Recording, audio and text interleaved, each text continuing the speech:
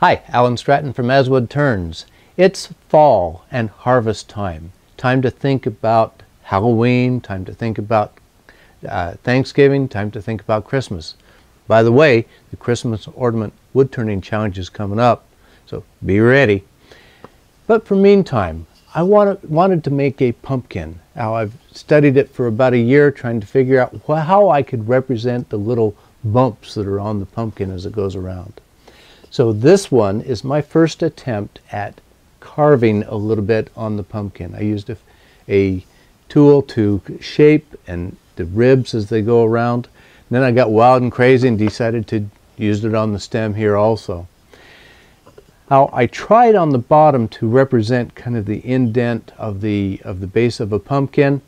That didn't work. I wound up plugging it, but it still looks good with a segmented part around it and a solid wood plug that looks good from both the bottom and from the top, but looks segmented from the outsides. So let's make our harvest pumpkin. I chose Honey Locust for this pumpkin project because of its somewhat orange color, and I have a board left over from a bunk bed set I made for my sons. I made a bunch of 12 segment rings. After thickness sanding, I'm truing the interior and exterior of as many of them that I can somehow mount on my various chucks. I'm using a spacer disc to protect the chuck jaws. Now I'm gluing them together mounted on two threaded wood faceplates, one for the base and one for the top. I sure wish I could glue them this fast, but most of the time is actually spent waiting for glue to dry, and I do something else. The first couple of layers I have to glue on the lathe because I don't yet have the small hole required for the stomper system.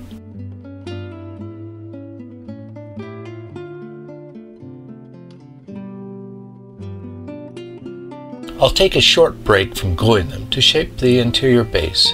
Here I'm trying to add a layer to have a recess into the pumpkin's base. It's easier to form now before it's a long reach into the interior. Later, you'll see that this feature failed. Better luck next time. Back to gluing up the base. In actuality, I alternated between the base and the top to give each additional gluing time between layers.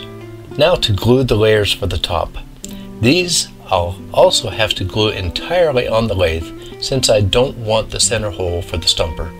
I decided to try out using my coal jaws rather than hot melt gluing to another faceplate. The idea is that the chuck jaws will center and hold the ring easier than having to eyeball the ring centering, applying hot melt glue, gluing it, and removing the hot melt glue. It's working reasonably well despite the large size of the coal jaws. After all that gluing, I can finally rough shape the top or lid. I'll rough out both the exterior and interior with my gouge. This is all side grain, no end grain. It goes pretty rapidly.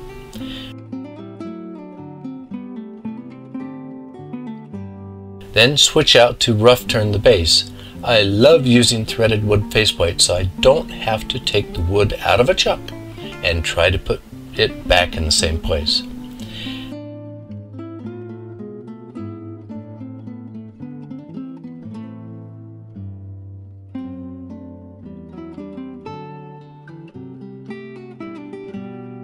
Now to put the top and bottom together to see how it looks. A bit chunky. I'll have to work on that. Now I'll switch back to the top for just a little bit more before I cut a mortise to fit it.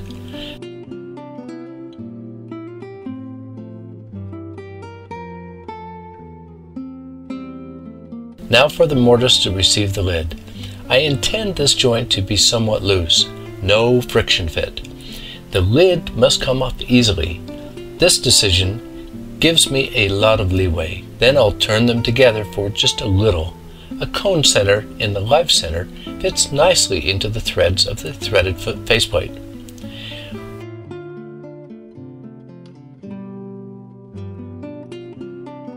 With the critical parts done, I'll finish hollowing the interior first with my bowl scraper, but mostly with a round nose scraper. This is where it became obvious that my recessed base center plan would not work. There was not enough wood holding the interior layer, and it came out. As I said, better luck next time. While I finish turning, I'll have to think of a plan B.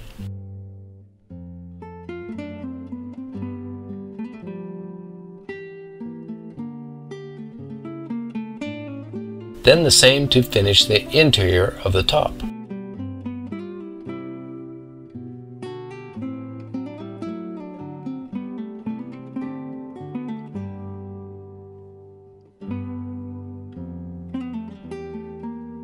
Now to flip over the top, mounting it to a mortise I quickly cut when I was hollowing it. This fits my large jaws. My alternate plan was the coal jaws, but this gives me complete access. Now I'll mark where I'll carve out some of the base for a little more of a pumpkin look. No precision here. Have you ever seen a precise pumpkin? Now I'll carve out the hollows with a proxxon tool. The little flap sander grinder did a great job of roughing out the hollows, then a lot of sanding.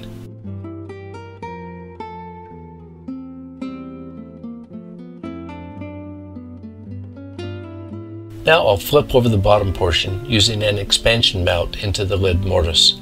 I still have to figure out how I'm going to handle that big hole in the bottom.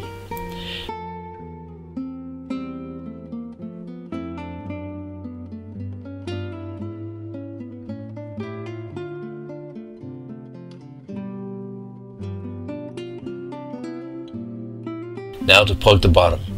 I'm preparing a solid piece to fill that big hole. I'll cut and fit a tenon on it. Then flip it over to round over the opposite surface.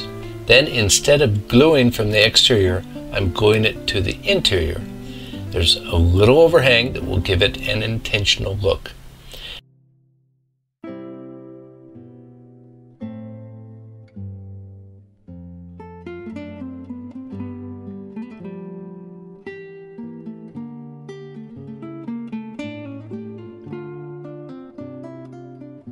Then, after the glue dried, I'm tooling the base to give it just a little hollow and to finish a deliberate look.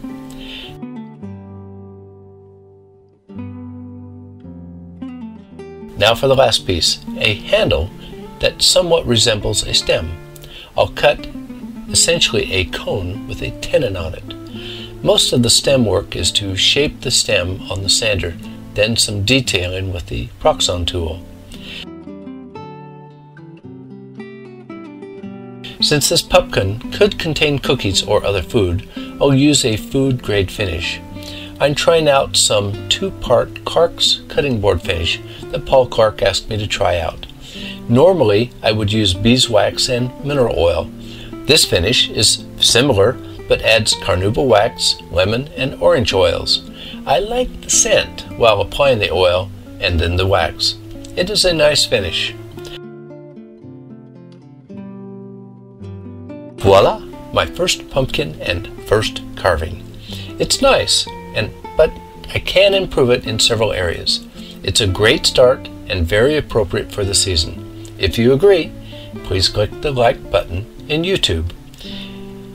If you have not already subscribed, please subscribe to both my website and YouTube channel. Always wear your face shield. Until next time, this is Alan Stratton from As Wood Turns.